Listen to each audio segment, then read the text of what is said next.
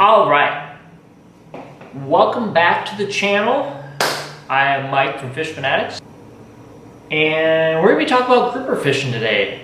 For beginners, I want to stress that a lot because I'm a beginner myself, and I've just recently bought a few rods, you know, just kind of figure out what works and what we can do to target these smaller Goliath groupers, you know, 40, 50 pounds, maybe even under that. I mean, occasionally you get the bigger one that is over 100 pounds, but I just want to make it kind of simple for everybody. You don't need a giant reel and a giant rod, and yeah, I just want to keep it simple. So I went out and bought, when I was in the Keys, I went and bought this Penn Squall, and it is a star drag. It's a Penn Squall 2 30 LW, and it came on this rod. So this is the rod and reel. It was just a cheap, like a $200, I think it was like $209 or something like that. So it wasn't very expensive, just to kind of try it out. And I've caught a bunch of different grouper on this reel, but the reason I swapped things, see, I learned a few things, and I learned a few things fast. Once you start looking into these Goliaths, whether they're smaller or bigger, the star drag versus the lever drag. Now this is a Speedmaster 16, and it has the lever here. So you can go 0 to 100 real quick, and you have to worry about not having enough drag. And I tell you what, when you lock this thing down, even for a smaller reel, like this is a very, very small reel, a lot smaller than I've seen a lot of people that fish Goliaths. But this thing about pulled me down the rail the other day. So this thing has enough drag to pull them fish out of the pilings and stuff. Now I did notice with the Squall, the star drag especially, I had the thing maxed out, and I mean, I turned that and turned it and turned it, and I couldn't get enough out of it, and they were still pulling, and they weren't even that big. So that's kind of why I swapped. I actually got, this is a Shimano Talvera BW, which is like a boat rod. So this is an 8-foot rod, and the Penn is a 6'6". Now this is a little bit stiffer rod, and I liked this reel on this rod. It's actually pretty light, so I swapped it, and it makes it a lot easier when you're just hanging it over the railing. You don't have an 8-foot rod, and the boat rod has too much flex in the tip for me.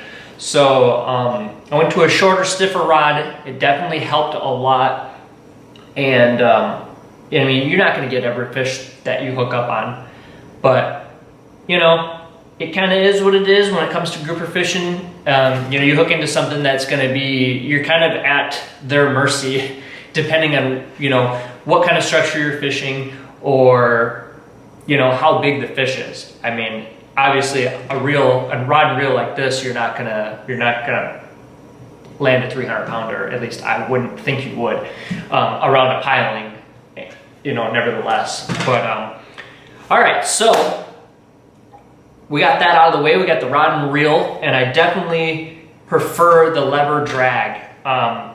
You just got to be kind of careful that you don't lock it down on a big fish. I actually learned my lesson. I was locked down super hard on a fish, and it was a bigger fish. I'm just taking a guess. It was probably over that 50, maybe even 100. I never saw the fish, so I can't say, but from judging the feel of how big the fish was, I had it locked down, and I got him pulled out of the piling, and I was holding the rod with all my might, and I had to hold on so I didn't lose the rod, and I couldn't back off that drag, and I actually snapped it. I snapped the leader, the main line. So with this rod, this is my main rod I use with the Speedmaster. So I have a 65-pound braid. I have 65-pound braid spooled on here, and then I have 130-pound of like Top Shot, which is, there's quite a bit of Top Shot on here. And then I have, if you take this off here, I have my leader. It's down here. So I have my circle hook, and I have my egg sinker, and this main leader, which it doesn't slide very well because it's all tore up from that fish, so it doesn't even drop anymore. But this is 400 pound. So I have that down to a swivel down here. So, and that's actually one thing I'm gonna show you guys how to tie just a basic leader and just kind of get you out there. So some of the tools that you're gonna need for this is I have, well, a pair of pliers, obviously, just something to cut line with, and I also have 2 little screwdrivers, and I will show you why in a second. And then I also have a lighter. So we're gonna use all those tools, and I'm gonna show you how to make one of these leaders, and I'm also gonna show you a way to not put a hook in your hand. Something very, very easy. I mean, it's not easy tying 400 pound mono, but as easy as it can get. And I'll show you a knot that I use to tie all these heavy leaders. So we're gonna switch over to the neck mount, and I'll show you how to tie these leaders, and I'll also show you another trick to the type of hooks, or I guess it applies to any circle hook, a big circle hook that, you know, may not have enough gap. I'll show you what that is like in a second. We're gonna switch over to the mount, and I'll show you exactly what I'm talking about. Now, we have our circle hook, and this is, I believe, a 12-aught circle hook. If you notice, this is super, it's very thin, and the Goliaths have a giant, you know, kind of a giant lip. I mean, it curves in, and it does work, but I've lost a lot of fish lately dealing with this. So I actually use a bigger hook normally, but these are the ones I have right now because I lost all the other ones. I got broke off this weekend, but I rarely use a hook this small, especially when you're chunking down big jacks. But I do this with all my hooks, whether it's small or big. So now I just chalk it up in the vise here, cinch it down, and I take just a big ratchet or whatever, and I put that on there. It's the other way. And then I kind of hook it here, and I just bend it out a little bit. It just gives you more clearance in there, and it does help on the hookup a lot more than you would think. It depends how much you bend it out, which honestly, these hooks shouldn't bend at all, but the ones that do, I bend them out a little bit. That way it just kind of increases your hookup ratio. So now that we got that, we're gonna go back over the bench, and I'm gonna show you how to tie these leaders. All right, so now we're back here. We got all of our line. This is our big spool of 400-pound leader. I already cut a chunk off, so I think it's around 6 feet or something like that. So we're gonna go ahead and grab one of our bigger swivels. Now this is a little small. I also need to get more swivels, but it's still gonna be the same concept. This is around the size of swivel that I normally use. So we're gonna go with that swivel right now. One of our hooks that we bent out, and a 4, 5, or 6-out sinker, depending on where you're gonna be fishing. So we're gonna start with the hook. So we're just gonna thread that in, have quite a bit of line out, and we're just gonna do 1, 2, 3, 4. We're gonna hold it. I put my finger in there so it holds it, and I come right back down it. 1, 2, 3, 4, and I come through. Now, this is the starting of your knot. So having a pair of pliers like this, and when I say like this, it has this little pincher. I'm not even really sure what it's called, but I use it all the time for pretty much all my mono. So it holds that tab.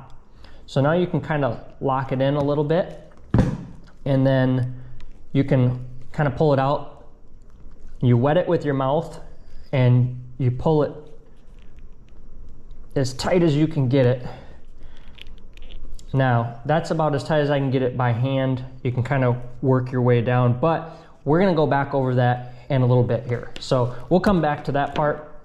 We're gonna go back down the other side of the leader. We're gonna take our 4-ounce weight and thread that on if we can. Some of this line is super thick to where it's really hard to get a sinker on. There we go.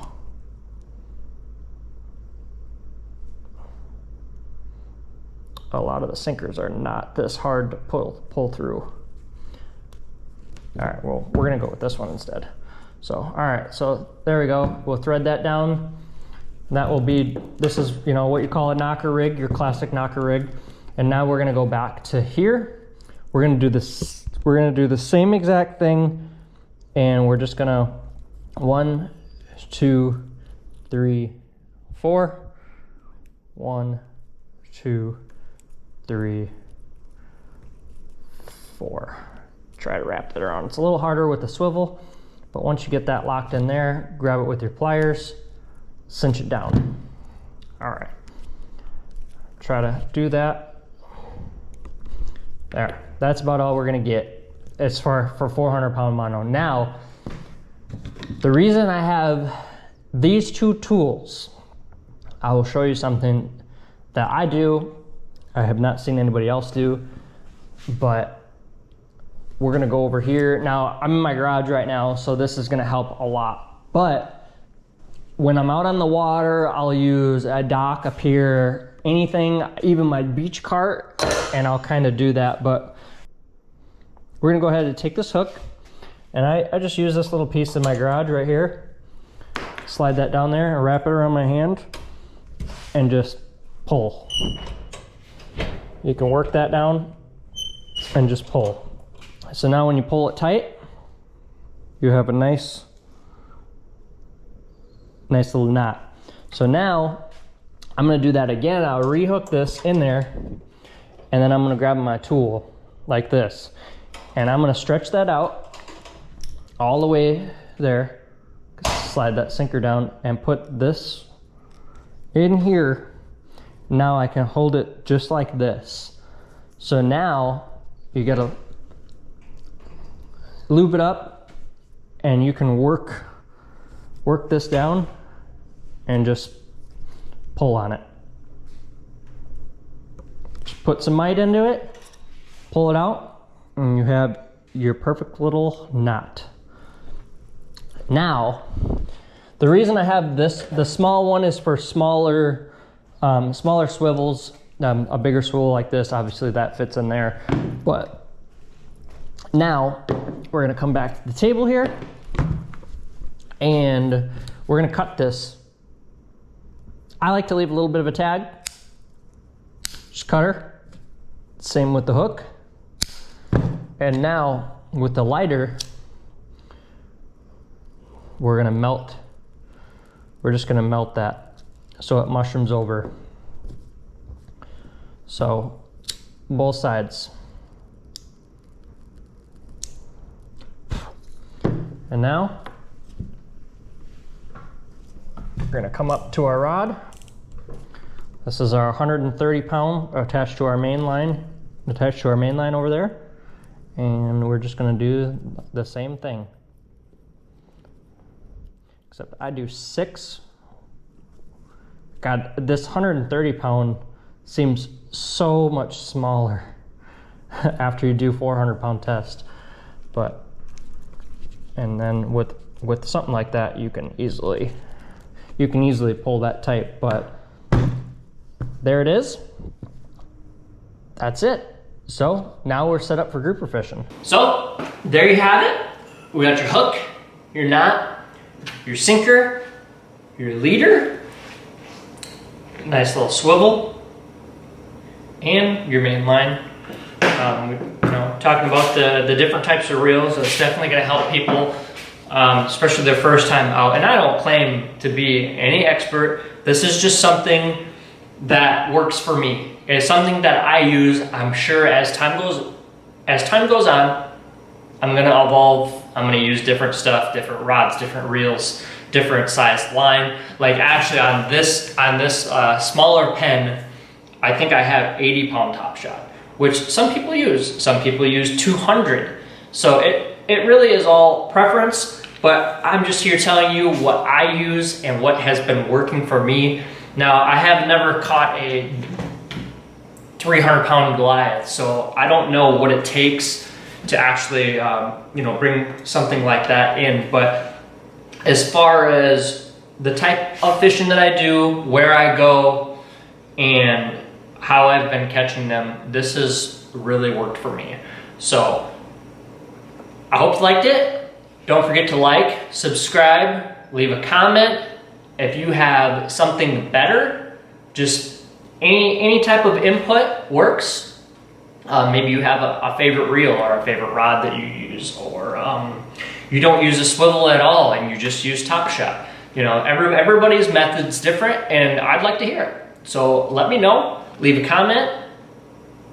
Don't forget to like, subscribe. I'll see you next time.